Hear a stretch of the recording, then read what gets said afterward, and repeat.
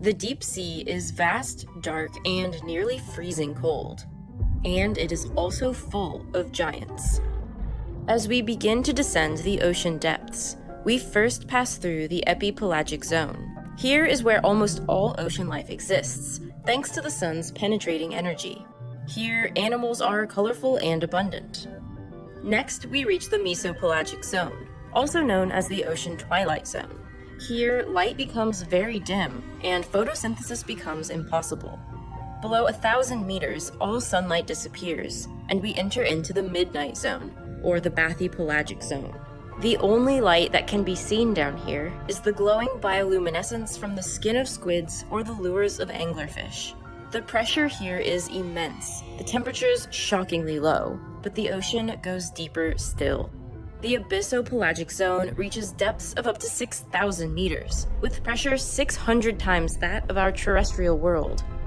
The abyssal realm is considered the single largest ecosystem for life on Earth, covering 300 million square kilometers, about 60% of the surface of the globe. But the deepness of the ocean doesn't stop there. The hadopelagic zone is the deepest ocean region. It's found from a depth of about 6,000 to 11,000 meters and exists in long, narrow, topographic V-shaped trenches. The deepest of these ever discovered is the Mariana Trench. And despite all logic, life survives in these darkest depths. And the creatures here have evolved to be exceedingly freaky. From the ghostly to the terrifying, to the absolutely gigantic. The giant Japanese spider crab, the big red jellyfish, the king of herrings or fish, the giant squid, the Greenland shark, and the giant isopods. These animals are all examples of deep sea gigantism, the tendency that deep sea animals have to be substantially larger than their shallow water counterparts. In waters intensely cold and dark, why do these leviathans emerge? Is it an eerie coincidence of the deep dark sea? Or a feature of life in this inhospitable landscape?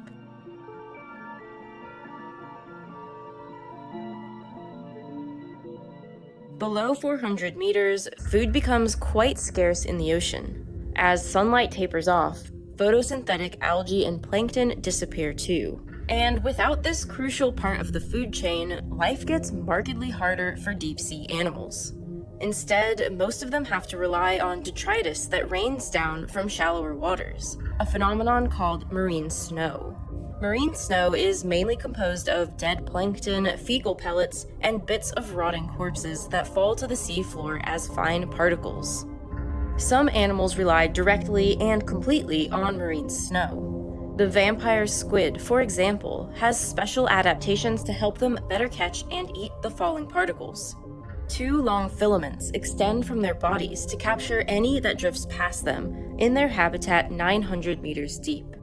Marine snow is the backbone for all life in the deep, but it can't support a great deal of biomass. The number of creatures in the deep is sparse, and the food web is strained. Many animals don't eat marine snow directly, but rely on eating those that do, and thus the pressure of predation is extremely high.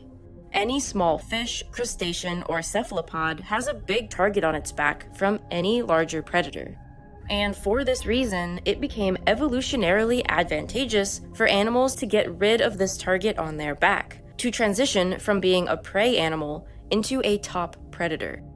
Enter the giant squid, both an icon and an enigma of the deep.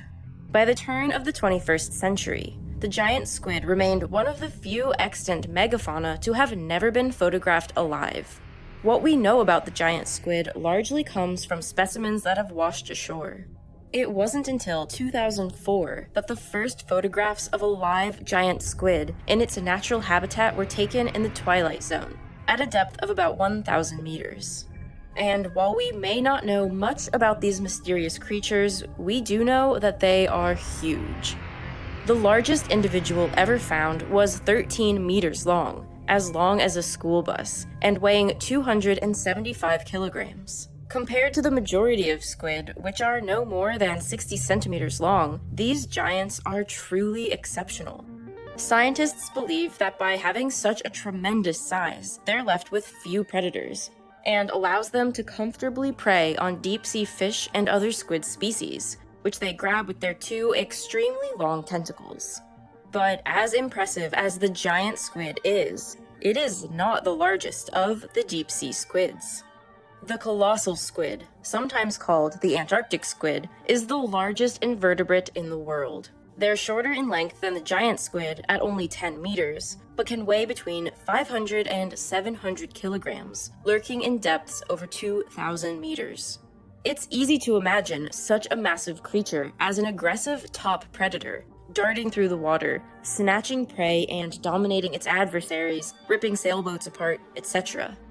But this squid teaches us something else about deep-sea giants. They aren't necessarily the dominating predatory force we imagine, because with their large size comes something else, an extremely slow metabolism.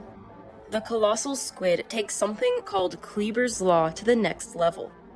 Kleber's Law states that metabolism doesn't scale linearly with body size, as you might predict. A horse that weighs 1,000 times more than a mouse doesn't require 1,000 times more energy. Instead of metabolism scaling linearly with body size, it scales with an animal's mass to the 3/4 power.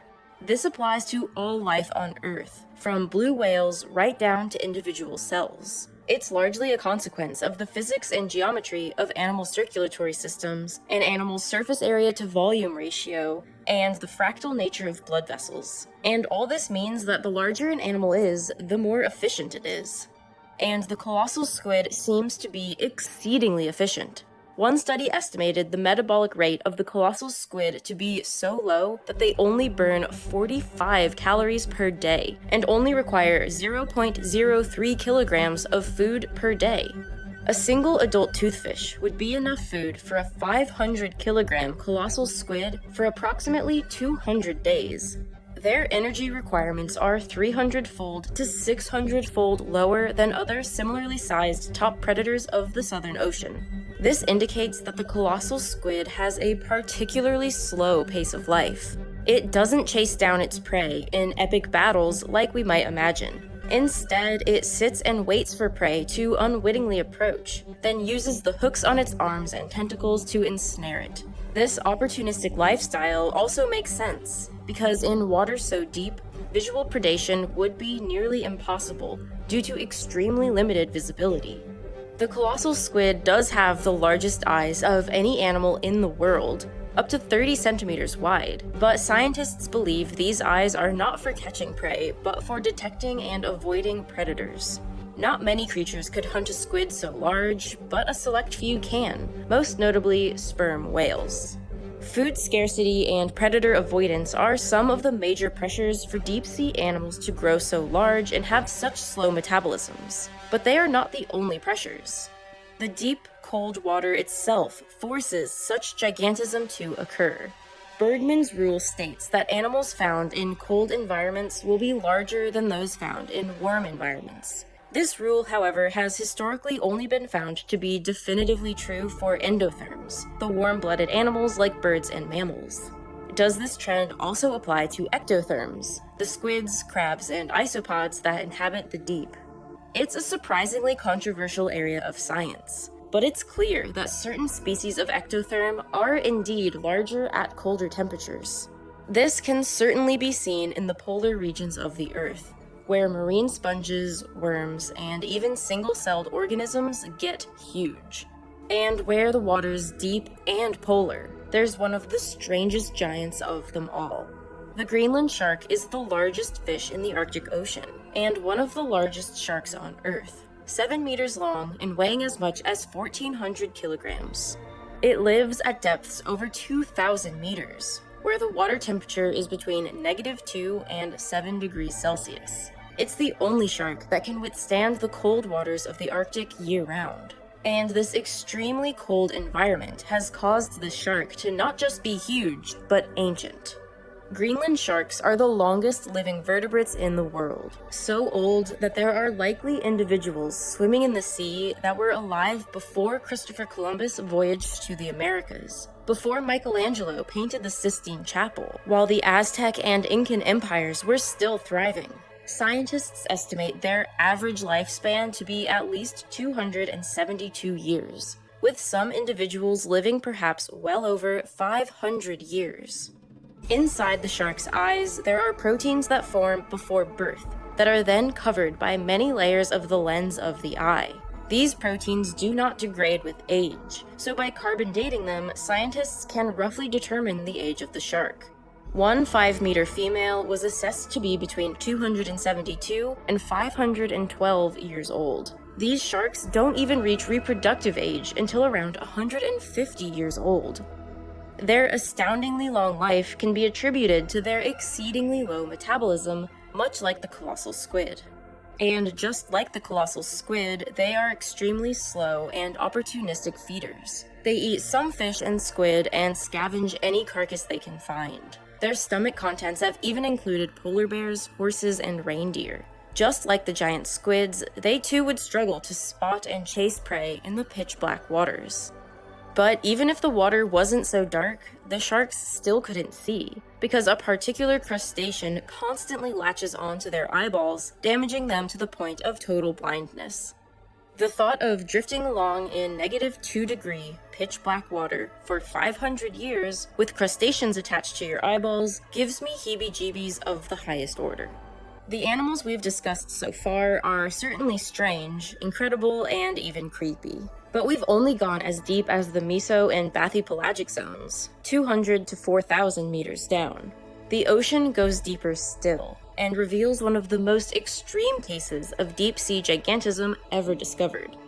In the Hadal Trenches, 6,000 to 11,000 meters deep, the temperature varies between 1 and 4 degrees Celsius. There is no light, and the pressure can reach levels 1,100 times that of the surface. Here, the marine snow that gives life to most of the deep barely trickles down. 90% of it never reaches past the twilight zone. At these depths, it seems like life should be impossible, but instead, the deeper you go, the more you'll find colossal amphipods crawling along the bottom. Shallow water amphipods are usually around 5 millimeters to 20 millimeters in length, but these deep water behemoths can grow up to 34 centimeters long. Something that's often the size of a gnat at these depths is the size of a guinea pig. Alicella gigantea is known as the supergiant amphipod and is the largest amphipod ever discovered. Their gigantism is similar to that of the giant isopods that can measure up to 50 centimeters long. Their roly-poly cousins you might find in your garden are a mere 6 millimeters long. These amphipods and isopods are scavengers and detrivores, eating any decomposing material they can find, and their large body size may help them store as much food and energy as possible when they can find it. Relatably, when giant isopods find a significant food source, they gorge themselves to the point of compromising their locomotive ability. By doing this, they can survive long periods of famine. Giant isopods have been known to survive over 5 years without food in captivity. Their large body size also allows them to travel greater distances in search of their next meal. Another reason for their huge body size might have to do with the viscosity of the water at such depths and cold temperatures. Down there, water would feel thicker than water at the surface. Larger body size may give these deep-sea invertebrates a respiratory advantage that helps them overcome the larger viscous forces in the water. But even with all these factors, it's still hard to comprehend how there could be enough food at these depths to support these giants. But recently, researchers discovered that some of these creatures might be feeding on an entirely unexpected food source. One hadal amphipod, Hierondelia gigas, was found to have a unique cellulase enzyme, one that seemed like its purpose was to break down plant matter. This was surprising, because absolutely zero plant life can live in the hadal depths, and the amphipods wouldn't need this enzyme to digest bits of algae in the form of marine snow. Yet, when scientists tested the enzyme, it converted sawdust and wood pulp directly into glucose, And on top of this, its enzymatic activity increased under high hydrostatic pressure. The higher the pressure, the faster and more efficiently the enzyme could digest cellulose. There may be no plants living in the Hadal zone, but on occasion, large pieces of driftwood will sink all the way to the bottom of the deepest parts of the sea.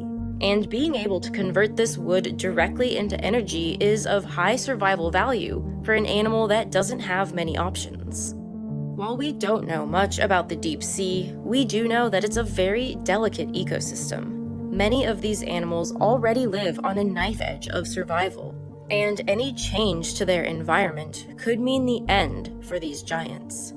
Overfishing, plastic pollution, changes in ocean chemistry due to climate change, and deep sea mining are all threats to this incredible ecosystem. These creatures may seem like they live in a far-off alien planet, but it's still very much connected to and dependent on ours. And scientists now believe we very well may be dependent on their world too. We are only beginning to understand the intrinsic connection between ocean ecosystems and the links between them and the terrestrial environments in which we live. And most importantly, who wants to live in a world that's been stripped of its wonder, of its dazzling, mesmerizing, and baffling deep-sea creatures? We as a species are so focused on trying to find alien life on other planets that we often forget about the unthinkable creatures that are living right under our noses, or rather, under many miles of ocean. If you're like me, the news in the world lately makes you desperately wish you too lived at the bottom of the ocean. Maybe the Greenland shark, floating alone in the darkness with parasites on its eyeballs, is actually onto something. I bet the Greenland shark doesn't doomscroll itself into insomnia every night, or begin the day with a cup of anxiety reading the front page of Reddit and all its associated threads of arguing and stupidity. But since I am unfortunately a human, I often do exactly these things.